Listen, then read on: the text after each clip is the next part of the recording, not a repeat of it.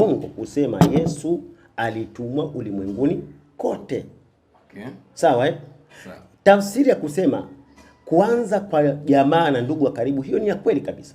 Yesu angelikuwa na haki ya kuanza pale pale, na hata asingeenda popote bado angeliweza kuwa kiongozi wa ulimwengu mzima. Isingekuwepo ile kauli ya 15:24 ya kusema sikutumwa ila kwa kondoo waliopotea wa nyumba ya Israeli. Ili isingekuwepo tu, kulikuwa na uhalali wa kusema hayo yote kwa mujibu wa Biblia.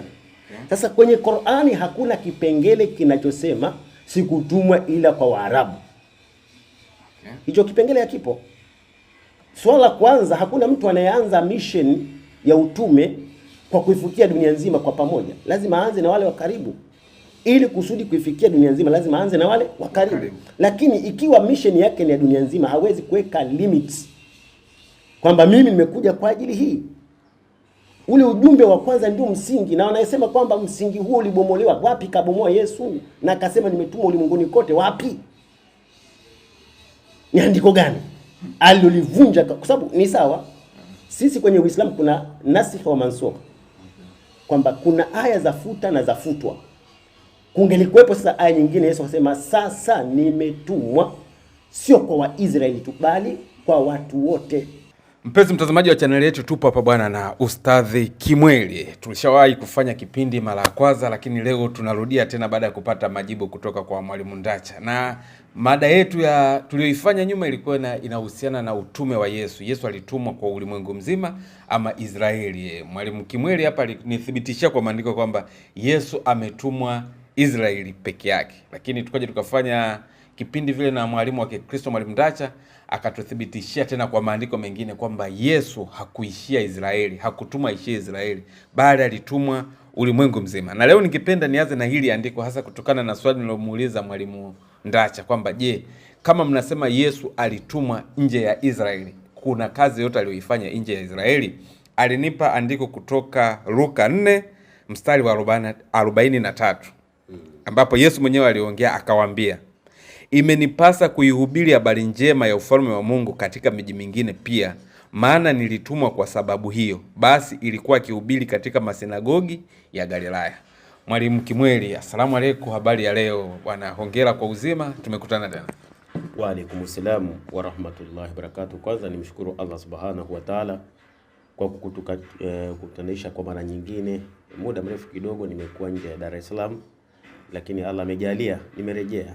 Niko Dar es Salaam kwa siku kadhaa, lakini nimekuwa katika hali moja ama nyingine ya kusikia hayo uliyosema, kama ulivyoniambia sasa hivi kwamba alikuja mwalimu wa Kikristo akaeleza kwamba Yesu alipata kuhubiri kwenye miji mingine. Lakini kiukweli mimi andiko kama hilo sijawahi kuliona.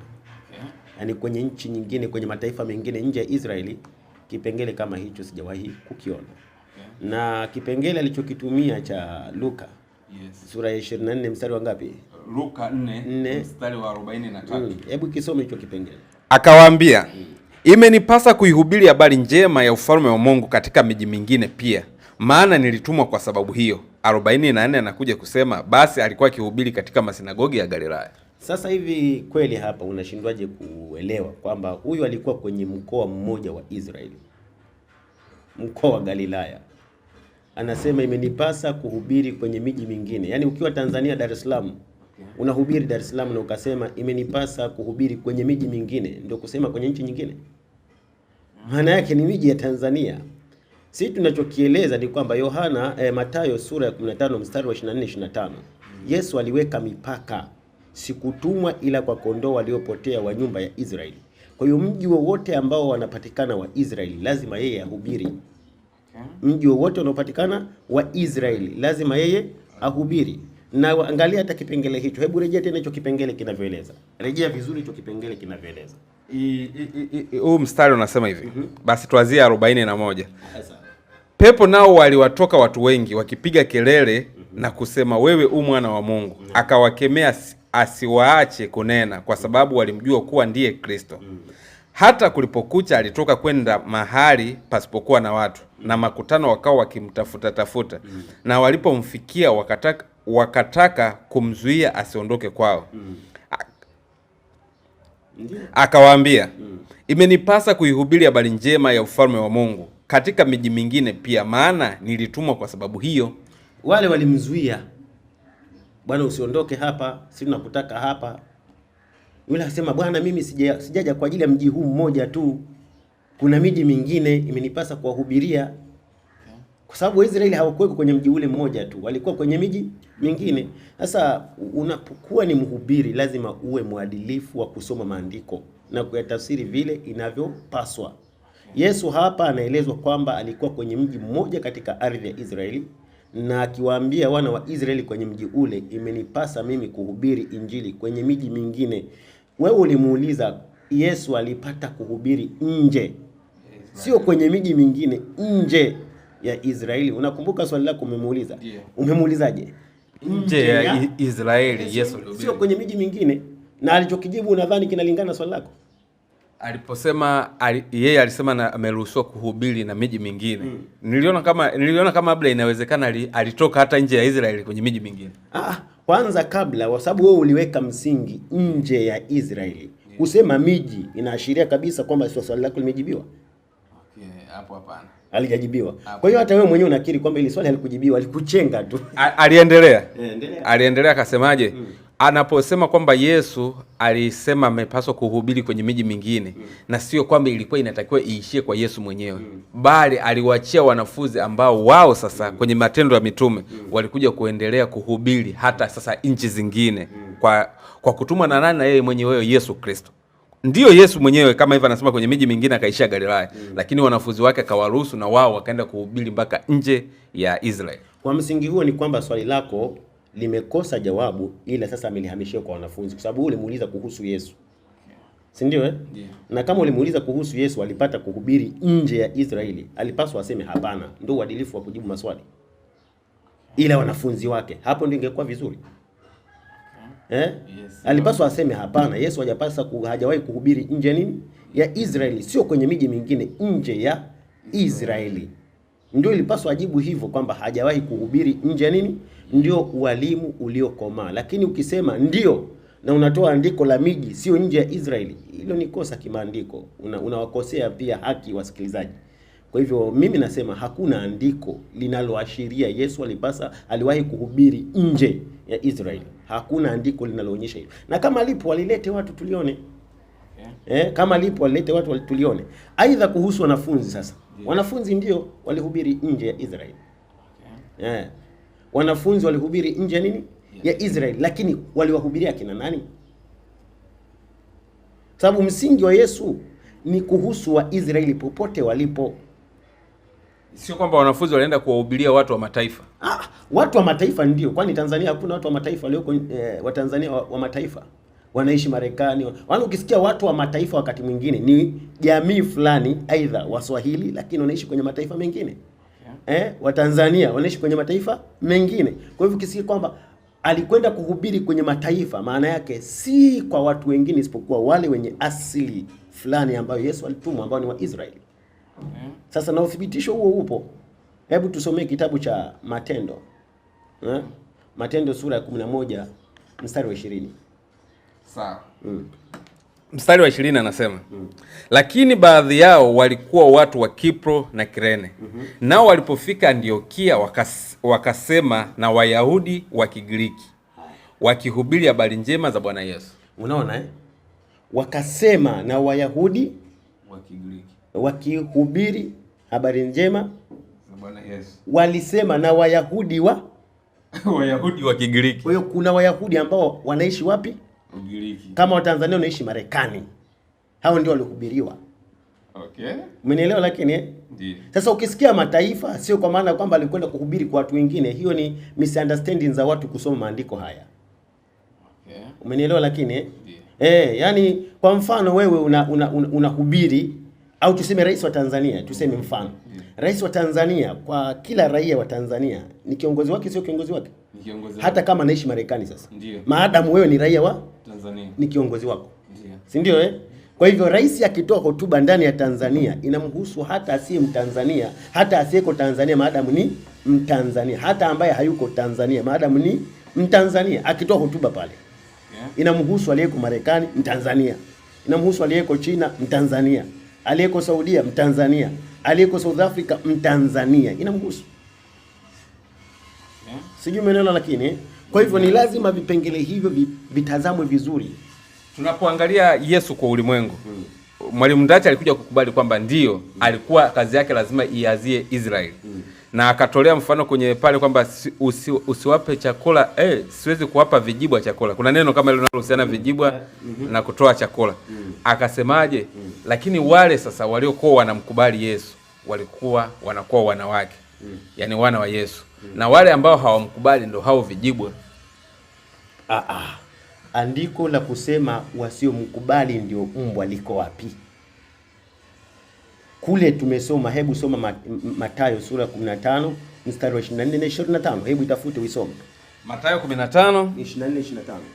Sawa. Ndio uelewe. 24 anasema hivi, akajibu akasema, sikutumwa ila kwa kondoo waliopotea wa nyumba ya Israeli. Naye akaja akamsujudia akisema, Bwana unisaidie. Akajibu akasema, si vyema kukitwaa chakula cha watoto na kuwatupia mbwa. Sasa umeona, huyu mama alikuwa anamkubali Yesu, alikuwa amkubali? Alikuwa anamkubali. Lakini aliitwa nani? Mbwa. Kwa hiyo kwamba kumkubali hakukutoi wewe kwenye mbwa, maadamu wewe sio Muisraeli. Kama sio Muisraeli, wewe unakuwa nani? Ni mbwa kwa tafsiri ya Yesu. Sababu huyu mama alikuja akiwa amemkubali Yesu na anajua Yesu angeweza kufanya chochote. Sijui umeelewa, lakini kwa hivyo Yesu alifuatwa na huyu mama ili mama apate msaada, akiamini huyu angeweza, akiamini huyu angeweza. Sasa hiyo tafsiri kusema wale wasiomwamini ndio mbwa, ameitoa wapi? Alikuwa anaendelea hapa kwamba ilikuwa ni lazima kabisa kwanza wana wa nyumbani mwake washibe. Wakishashiba kile chakula ndipo sasa wakapewe na watu wa mataifa. Na ndio maana Yesu alikuwa anaanzia Israeli kwenda kwenye mataifa mengine. Na alikuwa anasema hili kwa msingi wa maelezo haya hapa tunayosoma hapa kwenye 24 25. Mimi nasema hivi kitu kimoja, kwamba lazima aanzie Israeli. Ni kweli Yesu alianzia Israeli kwa sababu ndiko alikotumwa. Hicho kipengele cha kusema alitumwa kwa watu wengine ndio tunakitaka, kiko wapi? Jambo la kwanza. Jambo la pili, kabla ya kwenda huko kote, yeye kama ametoa tafsiri kwamba wasio waumini ndio mbwa, hiyo tafsiri kaitoa wapi? Hiyo alikupa andiko? Hiyo alikuja kujengea kwenye Yohana 1 mstari nafikiri ni wa 12, lakini ngoja nianzie 10 hapa. Anasema hivi, alikuwako ulimwenguni, hata kwa yeye ulimwengu ulipata kwako, wala ulimwengu haukumtambua. Ndio. Alikuja kwake, wala walio wake hawakumpokea. Bali wote waliompokea aliwapa uwezo wa kufanyika watoto wa Mungu, ndio wale waaminio jina lake. Na hapa ndipo alipojenga akasema, sasa ukitaka uwe Muisraeli, yani manake ili hata wewe leo uwe Muisraeli unatakiwa umkubali Yesu. Bali wewe usipompokea sasa ndio unakuwa hao vijibwa. Wewe ndio unakuwa mbwa kwa kuwa hujampokea Yesu. Ila yoyote yule akitaka kuwa Muisraeli, manake afuate haya maandiko, ampokee Yesu, akubali kwamba ni mwana na mwokozi wa maisha yake, akubali ndiye Kristo. Hii ni Yohana 1 mstari wa 12 hasa huu hapo unaosema bali wote waliompokea aliwapa uwezo wa kufanyika watoto wa Mungu. Hiyo ni maelezo ya introduction katika mazungumzo ya nje na Yesu mwenyewe. Nje na Yesu mwenyewe. Nilipata kukuambia kwamba ndugu yangu kuna kitu kinachoitwa red pen. Si unakumbuka? Yes. Na ulishindwa labda kumuuliza yeye akuthibitishie kama anakijua kitu hicho ama hakijui.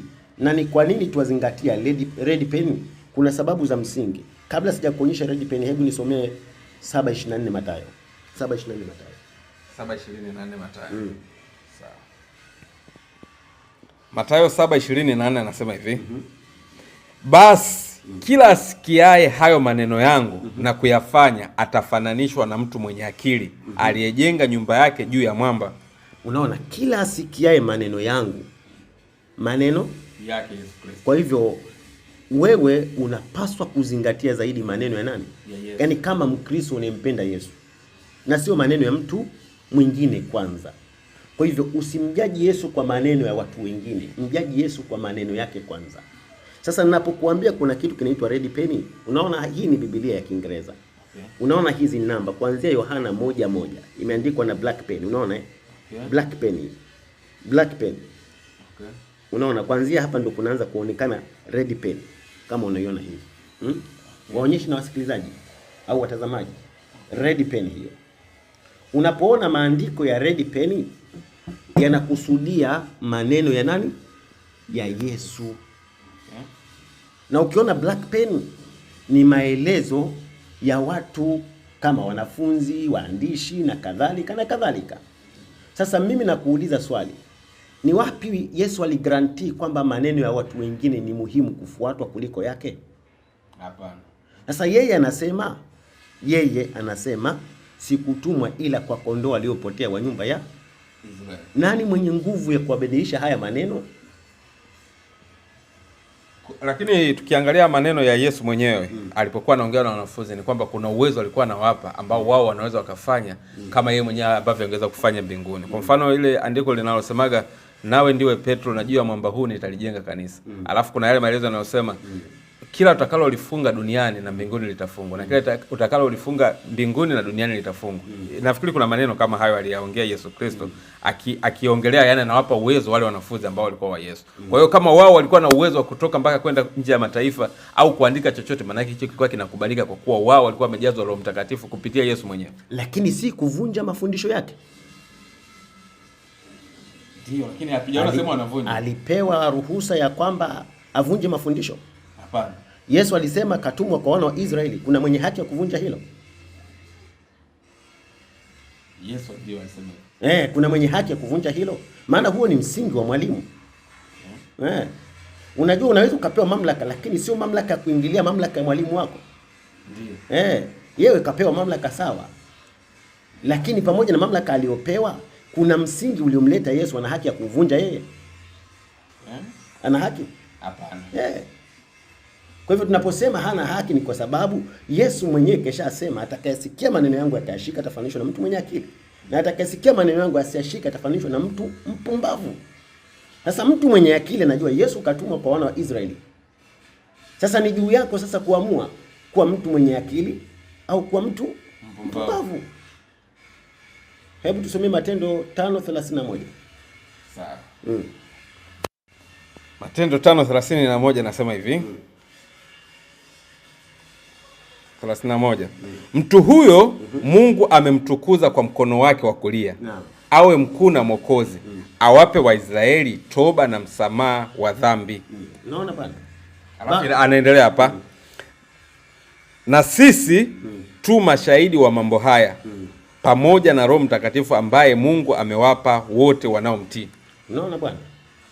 Mtu huyo Mungu alimtukuza awape Waisraeli toba na msamaha wa dhambi. Hapa Yesu kashaondoka, haya maneno yanasemwa. Na ndio maana wale wanafunzi tulivyosoma mwanzo kule walihubiri habari kwa Wayahudi walio Ugiriki, Wayahudi walio maeneo mengine, mataifa mengine. Kwa hivyo msingi wa mahubiri ya wanafunzi wa Yesu kiasili ni kwa Wayahudi. Hata alivyo nendeni ulimwenguni kote, maana yake mkawatafutie Wayahudi. Lakini Bwana alikuwa anasema yoyote atakayeamini na kubatizwa katika Wayahudi. Yoyote katika Wayahudi. Kwa sababu yani kitu kibaya zaidi ni kutaka kuinterpret andiko la Mathayo 15:24 kimakosa ili watu kuingia wengine. Halafu unaposikia sikutumwa ila kwa kondoo waliopotea wa nyumba ya Israeli, hii kauli hii haionyeshi kuwepo kwa mabadiliko. Sawa, kuna kipindi tumeshawahi kufanya, walikuwa wanafanya mdahalo, Ndacha mwenyewe kwa maneno yake alisema hivi, hata sisi tunakuwa wa Israeli. Tunaposema Israeli hatumaanishi lile taifa lile ambalo lipo kwenye geographical pale Mashariki ya Kati. Tunaposema wa Israeli tunamaanisha wote waliompokea Yesu. Hao ni wa Israeli. Na anasema hata sisi tunakuwa ni wa Israeli wa leo. Kwa leo sisi na sisi ni wa Israeli kwa sababu tumempokea Yesu. Kwa hiyo hata wewe ukitaka kuwa Muisraeli umpokee Yesu. Bila shaka anataka kumzidi maarifa Yesu. Huyo Ndacha anayesema hivyo, sitaki kumtaja jina, lakini kama ndivyo anavyosema yeye, huyo Ndacha alisema ni katika mdahalo, yani sio hata sehemu labda ya kujifanyia, ni mdahalo kabisa wa wazi. Nikwambie kwanza kuhusu midahalo. Mdahalo ni mabadilishano ya maandiko. Kama vile mapigano. Ngumi piga. wakati fulani kunakosekana ile profound knowledge, kuinterpret andiko kama lilivyo. Sababu mtu anatafuta ushindi tu. Okay. Ni kama majibishano au mabadilishano ya mapigano. Okay. Kwa hivyo ukiangalia hoja nyingi za kwenye midahalo ni mabadilishano ya maneno. Rusha. Na inahitajika kuwepo na midahalo inayokwenda kwenye kuinterpret maandiko, sio kubadilishana maandiko, kuyatafsiri na kupata ile profound knowledge. Sasa yeye kama kasema hata mimi ni Mwisraeli, kwa hiyo yeye atakamzidi Yesu sasa kwenye maarifa. Hebu soma ile 15:24 anzia 23.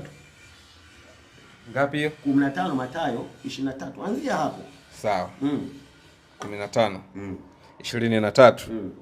Anasema wala yeye hakumjibu neno. Anzia 22.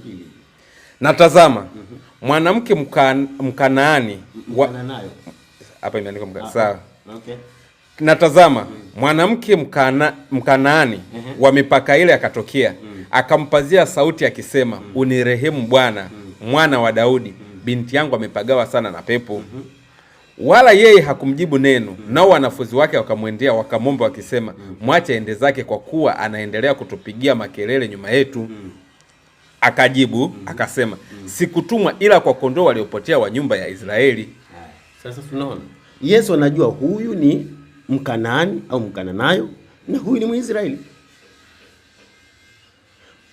Na huyu mama alikuja akiwa na imani. Alikuja kumuomba. Mtu anapokuja kukuomba maana yake ana imani wewe una uwezo kufanya. Okay. Kwa hivyo kama hoja ingelikuwa watu wanakuwa Waisraeli kwa imani, basi huyu mama angepewa Uisraeli. Kwa sababu alikuwa na imani, alimfuata Yesu. Ila sababu ya kuitwa wasio wa Israeli mbwa ni kwa sababu huyu mama kuja ambia hapana, si vizuri kutua chakula cha watoto na kuwatupia mbwa. Yaani chakula cha ndani ya nyumba nikitoe nje. Umenielewa? Lakini sasa kama Yesu ameweka msingi huu na mtu anakuja nasema wale wasio wa Israeli wanakuwa wa Israeli kwa kumpokea Yesu, kapata wapi? Maneno gani ya Yesu amesema hivyo? Ameyatumia yale ya Yohana pale anaposema bali wote waliompokea walipewa uwezo kufanyika wana wa Mungu. Sio wa Israeli, lakini hoja si Israeli sasa hapa. Sio wa Israeli. Alafu katika hao waliompokea kina nani? Si Wayahudi waliotumwa kwao. Kwa sababu wako waliompokea na wapo ambao hawakumpokea. Kauli ni kwamba waliompokea walifanywa kuwa wa Israeli kwa wapi? Sio walifanywa kuwa wana wa Mungu. Hoja ni wa Israeli hapa kwamba kama unasema unakuwa Muisraeli kwa kumpokea Yesu, andiko liko wapi? Na kwa namna hiyo maana yake ni kwamba sasa sisi hatuna makabila tena. Hatuna makabila tena.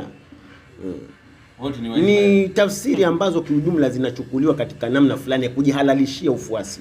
Na hizi zimeingizwa kwa sababu kweli kuna maandiko ya wazi yanaonyesha kwamba Yesu alitumwa kwa wana wa Israeli. Sasa wale watu, sababu si mjadala wa leo wala wa jana, wana ufahamu, wachungaji, mapadri, watu wakubwa wamejaribu kutafuta chochoro. Kwa hivyo hata huyu Ndacha sio maneno yake. Nimekuwa nikiasikia mimi muda mrefu haya maneno kwamba tunakuwa wa Israeli kwa kumpokea Yesu. Nimekuwa nikiasikia kwa muda mrefu, lakini ni chochoro za kuhalalisha ufuasi wao kwa Yesu. Sasa andiko la kusema unaweza kuwa Mwisraeli kwa kumpokea Yesu liko wapi? Mara nyingi nalo tumika ni ile la Yohana. Kwamba hilo waliompokea aliwapa uwezo kufanya hilo. Halina tafsiri ya kuingia kwenye kabila ya kuwa Mwisraeli. Halina tafsiri hiyo. Kuwa mwana wa Mungu sio kuwa kabila ya Mungu, kuwa kabila wa Israeli. Kuwa mwana wa Mungu ni maana nyingine, na hiyo hasa ilikusudiwa kwa Waisraeli. Sawa, lakini tulianzia mwanzo kwenye utabiri wa Yesu mwenyewe. Tukawa tunatumia ile andiko lako linalosema nawe Bethlehemu mdogo kamwe. Akasema lile andiko uliliruku liishia lenyewe tu, lakini ile Yesu alikuwa lile Mathayo alikuwa analinukuu tu. Ndio, ameninukuu kutoka kwa Mika. Silisema mimi. Alinukuu kutoka kwa Mika. Na Mika kule anaonyesha kwamba Yesu atakuja mpaka kwenda duniani kote. Hakuna andiko la kusema atakwenda duniani kote. Mpaka miisho ya dunia. Lisome hilo andiko. Mika 2. Okay. Okay, Mika 2 kama sikosei. Sawa.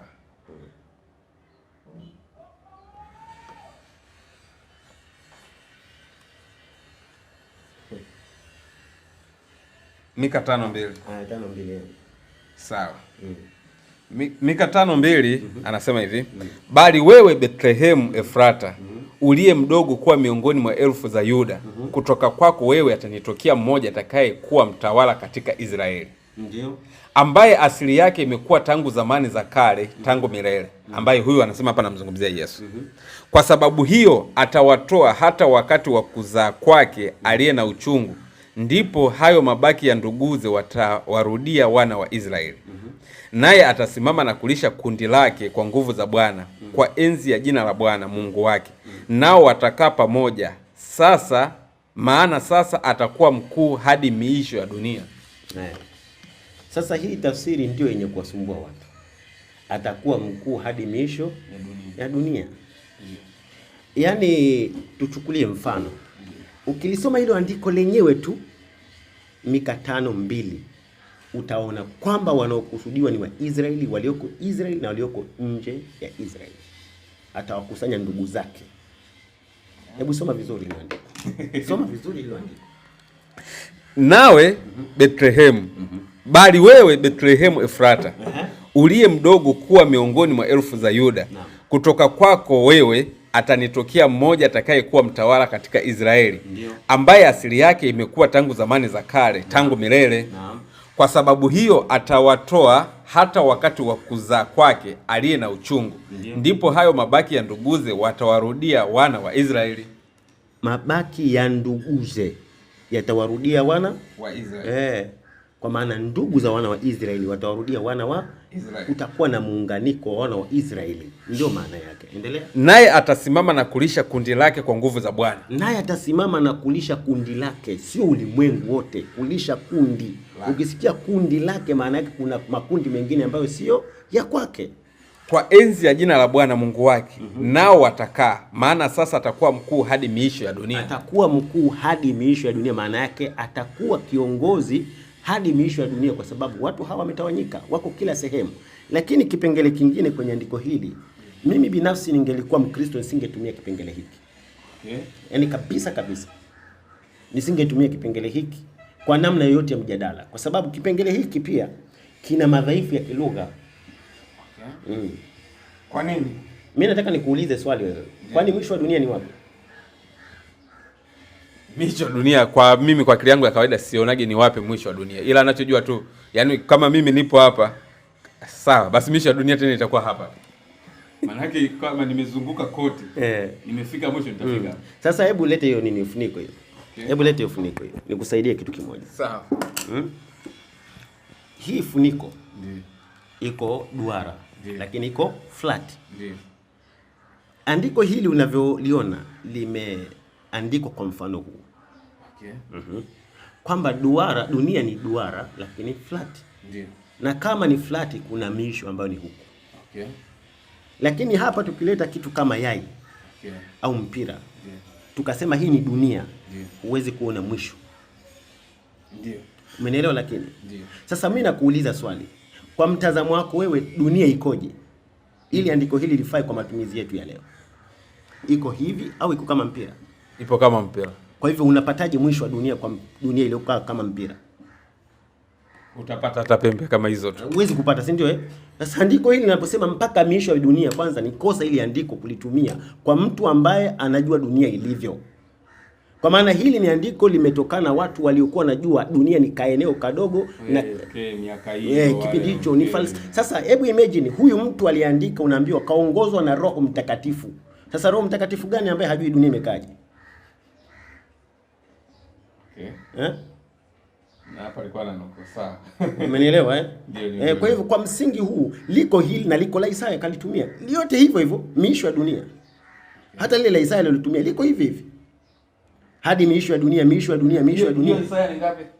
Katumia Isaya, kaangalia utaona. Maana mimi nimesikiliza hapa wakati nimesikiliza ile interpretation zake. Hilo kwa sababu mimi nimesikiliza hapa wakati unatoa. Zote miisho. Kaona kwamba kuna miisho ya dunia, miisho ya dunia. Kwa tafsiri ya maandiko kama haya mimi siwezi kuyatumia. Kwa sababu imeandikwa na watu wasiojua dunia imekaje. Kiujumla ni watu walioishi zama za Ptolemy. Watu wasiojua kwamba dunia ni duara wanajua dunia ni flat na ina kingo. Wale walikuwa wanasema jua linaizunguka dunia. Ndio hao. Okay. Lakini kwa watu wa leo ukilitoa andiko hili kabla ya kuzungumza kiimani unaambiwa je, hii andiko katika uandishi wake liko sawa? Linaendana na dunia ya leo ilivyo? Sasa kwa mfano wewe kama umekubali dunia iko duara si kama hivi, wewe unakubalije andiko kama hili linasema kwamba dunia ina misho? Unakubalije? Okay. Labda inaweza kawa mwisho wa dunia yenyewe sasa, kwamba hapo tutakuwa tumefika mwisho, kwamba yeye atatawala tangu hapo mpaka dunia itakapokuja kwa msingi huo. Sasa atakuwa hamaanishi kwamba Yesu ni mtawala kwa watu wote, ni mtawala wa eneo moja lakini kwa muda wote. Sawa. Kwa tafsiri hiyo pia. Sawa. Lakini pia isingekuja neno ends. Ends maana yake ni wingi. Okay. Miisho. Ingekuwa mwisho mmoja maana yake tunazungumzia time. Kwamba kutoka wakati huu mpaka wakati fulani. Lakini kwa kusema miisho anakusudia kingo. Kuna andiko moja alilitumia lakini ni ile andiko ambalo ni style ile ambayo huwa mnatumia nyinyi, kwamba mtu akiuliza kuhusiana na Qur'an, labda kuhusiana na Mtume Muhammad, mnakuja kutoa tafsiri zake kutoka kwenye Biblia. Naye alitumia hivyo hivyo. Akasema sasa mkisema kwamba Yesu alitumwa kwa Waisraeli, maana yake Mtume Muhammad atakuwa alitumwa kwa Waarabu wenyewe ambao ndio ndugu zake. Kwa sababu kutoka kwenye Qur'ani 26 alitaja andiko kama hilo la Qur'ani 26 200, anasema Qur'ani 26:216 ambapo mtume alitumwa awaonye jamaa zake, ndugu zake. Inakuwaje leo mnasema mtume ametumwa kwa ulimwengu mzima na yeye mwenyewe inadaiwa pale alitumwa kwa ajili ya kuonya ndugu zake? Kwa sababu ya kwanza, sisi kabla ya kuja kwenye hii Qur'ani, tusingekataa Yesu kutumwa kwa ulimwengu mzima. Kama kusinge kuwapo na lile andiko mwenyewe kasema sikutumwa ila kwa kondoo waliopotea wa nyumba ya Israeli, tusingekataa. Cha kwanza hicho tusingekataa. Lakini kwa kuwepo lile andiko ndio sisi tunakuwa na uhalali wa kusema ni uongo kusema Yesu alitumwa ulimwenguni kote. Okay. Sawa Sawa. Tafsiri ya kusema kuanza kwa jamaa na ndugu wa karibu, hiyo ni ya kweli kabisa. Yesu angelikuwa na haki ya kuanza pale na hata asingeenda popote, bado angeliweza kuwa kiongozi wa ulimwengu mzima. Isingekuwepo ile kauli ya 15:24 ya kusema sikutumwa ila kwa kondoo waliopotea wa nyumba ya Israeli. Ili isingekuwepo tu, kulikuwa na uhalali wa kusema hayo yote kwa mujibu wa Biblia. Sasa kwenye Qur'ani hakuna kipengele kinachosema sikutumwa ila kwa Waarabu. Hicho kipengele hakipo. Swala kwanza, hakuna mtu anayeanza mission ya utume kwa kuifikia dunia nzima kwa pamoja. Lazima aanze na wale wa karibu. Ili kusudi kuifikia dunia nzima lazima aanze na wale wa karibu. Lakini ikiwa mission yake ni ya dunia nzima, hawezi kuweka limits kwamba mimi nimekuja kwa ajili hii. Ule ujumbe wa kwanza ndio msingi, na wanasema kwamba msingi huo ulibomolewa. Wapi kabomoa Yesu na akasema nimetumwa ulimwenguni kote? Wapi? Ni andiko gani alilolivunja? Kwa sababu ni sawa, sisi kwenye Uislamu kuna nasikh wa mansukh, kwamba kuna aya za futa na za futwa. Kungelikuwepo sasa aya nyingine Yesu akasema sasa nimetumwa sio kwa Waisraeli tu bali kwa watu wote, ile aivunje ile aya kule. Sasa hiyo aya ipo, andiko la namna hiyo lipo la kuivunja ile. Hebu tusomee kitabu cha Yohana 17:9. 17:9. Sawa. Mimi nawaombea hao, siuombei ulimwengu, bali hao ulionipa, kwa kuwa hao ni wako. Unaona bwana? Mimi nawaombea hao, siuombei ulimwengu. Sasa hapa lazima uwe na akili. Anaposema nendeni ulimwenguni kote, anakusudia nini? Na anaposema siuombei ulimwengu, anakusudia nini wakati kumetajwa ulimwengu? Anaposema nendeni ulimwenguni kote, akikusudia wafikishieni wa Israeli popote walipo. Kama tulivyoona kule, waliwahubiria wa Greek, wa Yahudi walioko Greek, waliwahubiria nini? Walioko nchi mbalimbali. Unaona bwana Kwa hivyo anaposema nendeni ulimwenguni mote, anakusudia kuwafikishia Wayahudi habari zangu. Na mimi nawaombea hao ulionipa. Alipewa na nani? Na Mungu. mtu huyu Mungu alimtukuza awape wa Israeli toba na msamaha wa nini? Wa dhambi. 5:31. Mission ya Yesu kuletwa na Mungu duniani ilikuwa kwa Waisraeli. Na kama ilikuwa kwa Waisraeli, akisema si uombee ulimwengu, anakusudia wasio Waisraeli. Na waombea hao maana yake Waisraeli. Ndio tafsiri ya maandiko haya. Wala hapahitaji kutumia nguvu kubwa na chochoro za kijanja. Hata wewe mwenyewe nadhani unaona tofauti baina ya kile ninachokisema na alichokisema. Ukiwa utakuwa mkweli, sio mtu wa kujibeba ushabiki, utaona ukweli baina ya ninachokisema na alichokisema. Na ndio maana tusema hii si kwa sababu eti mimi ni mjuzi sana, ila ni kwa sababu ukweli uko hivyo. Ukweli hautazami unatetewa na nani. Maadamu unatetewa ukweli, utakuwa ukweli bayana. Hata anayeutetea akiwa hana elimu, maadamu anatetea ukweli, utakuwa ukweli. Na uongo ukitetewa na profesa, atadhalilika kwa sababu anatetea uongo. Umenielewa ndugu yangu? Hakuna andiko lolote lenye kuonyesha Yesu alitumwa nje ya Israeli. Hakuna. Okay. Hayo maandiko mengine ni kona tu ulimwenguni. Hizo ni kona tu. Okay, basi sawa. Kwa andiko hilo alilokuwa ametoa yeye kutoka hiyo Qur'ani 26. Kwamba mtume alitumwa awaonye jamaa zake. Inakuwaje sasa awe wa ulimwengu mzima? Katika sura 7. Sura ya 34. Ngoja tuifungue ili tuone kwa nini sura 7. Ngoja kidogo, samahani. Sura 7 34 aya ya 28.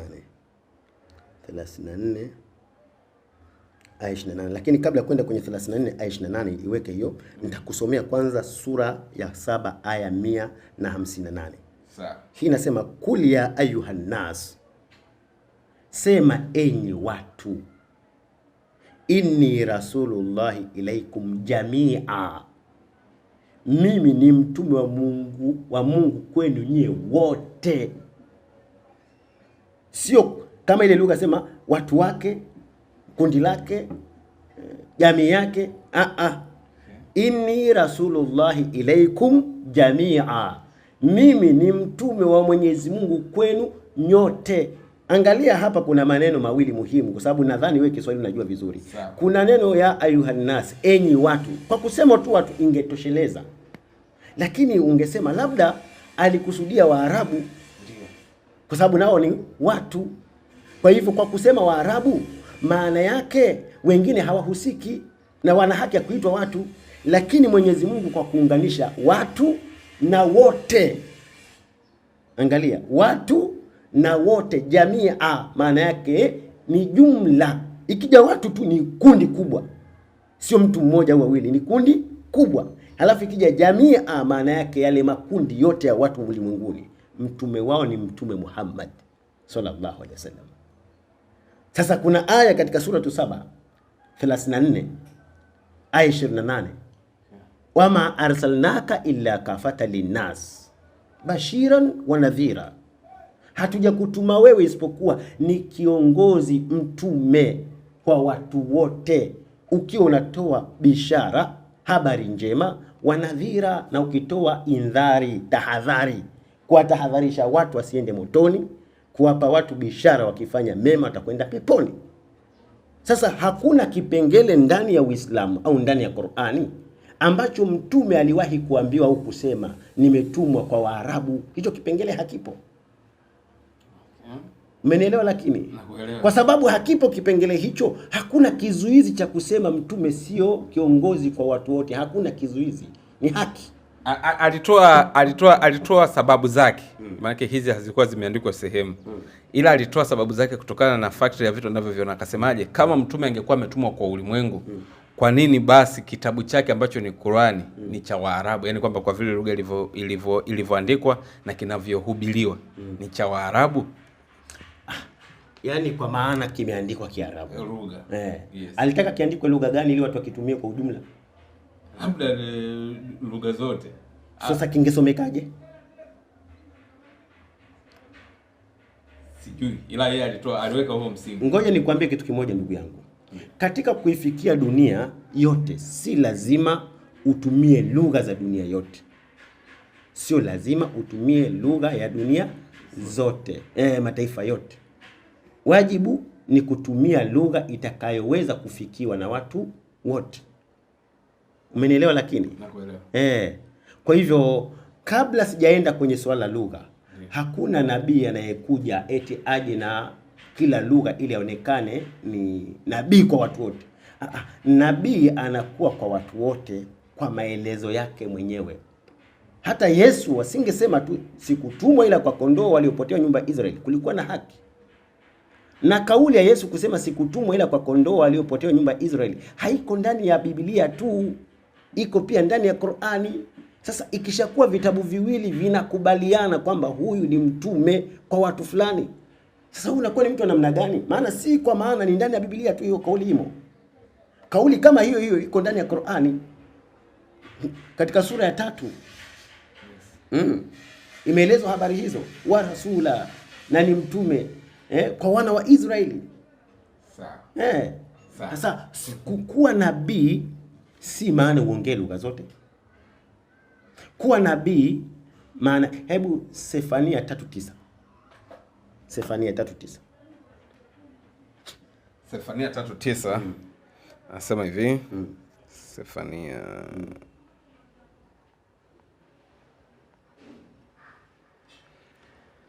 mstari wa 9, Sefania 3. Maana hapo ndipo nitakapowarudishia mataifa lugha iliyo safi, wapate kuliitia jina la Bwana, wamtumikie kwa nia moja. Unaona watu wanapokuwa wanaongea lugha tofauti, Mungu akitaka kuwakusanya hatumii lugha tofauti, anatumia lugha hii. Hapo ndipo nitakapowarudishia mataifa. Hebu simama kidogo. Kwa sababu naona kuna kelele au haisumbui? Haisumbui sana. Naweza tukaendelee. Hapo ndipo nitakapowarudishia mataifa lugha iliyo safi, wapate kulitumikia jina la Bwana kwa lugha hiyo, sio kwa lugha hizo. Kwa hivyo duniani kunachaguliwa lugha moja tu, na lugha ile ikishachaguliwa Mwenyezi Mungu huitumia kwa ajili ya watu wengine waweze kumjua Mungu kupitia lugha hiyo. Kwa hiyo ndo kikachaguliwa Kiarabu. Kwetu sisi tunaamini kwamba Kiarabu kimeletwa kwa sababu ni lugha aliyokuwa akitumia Mtume Muhammad, lakini kinatosheleza pia kubeba ujumbe wa Mungu, kwa sababu kuna lugha ambayo Mungu anaweza kutaka kuongea na watu lakini haitoshelezi. Tunaelewa kwamba lugha changa huwa hata teknolojia haziwezi kubeba. Lugha changa haiwezi kubeba hata teknolojia. Kwa sababu kuna maneno mengi lazima itazima. Si ndio? Kwa mfano kwenye Kiswahili sijui, lakini neno engine Kiswahili chake maana yake nini?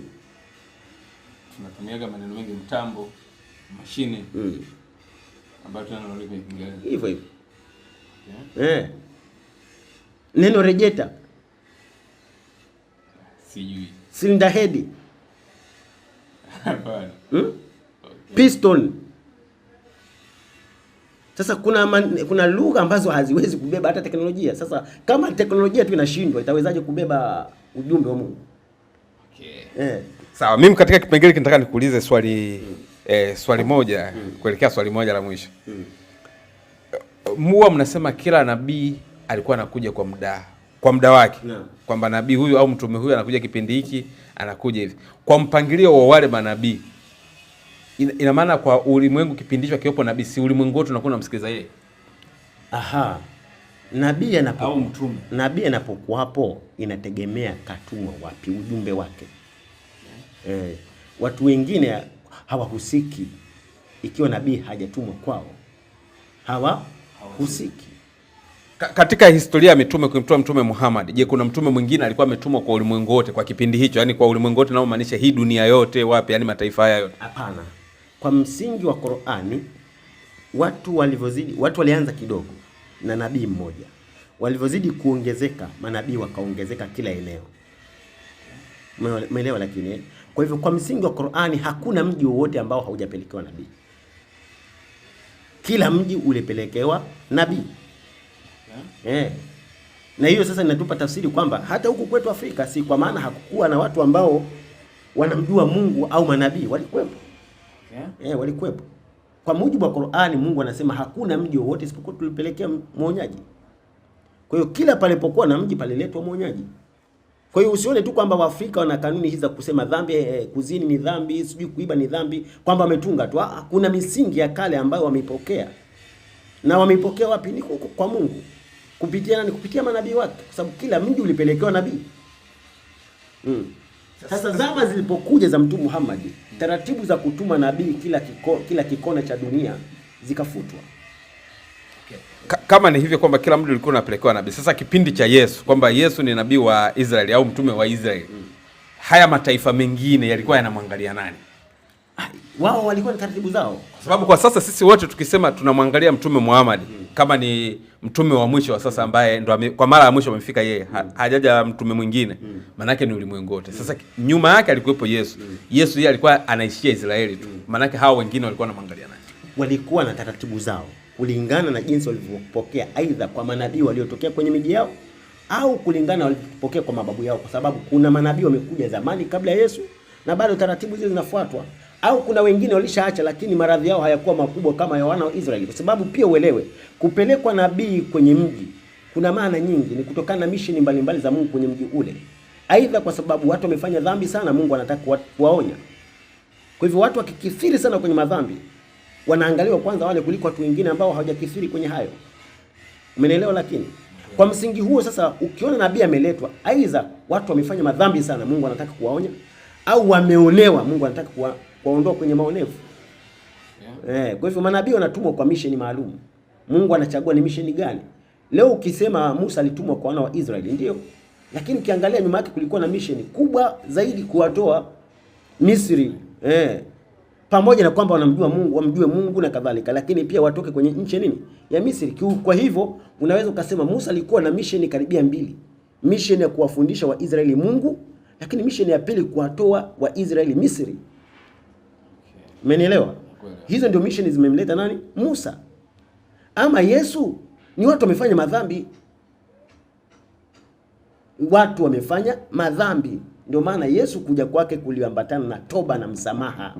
Watu wamefanya madhambi. Sasa maana yake Wayahudi walikuwa na madhambi mengi zaidi kuliko watu wengine. Kwa hiyo ni afadhali wale wengine kuliko Wayahudi. Hebu nisomee kitabu cha Marko sura ya 2 mstari wa 17. Okay.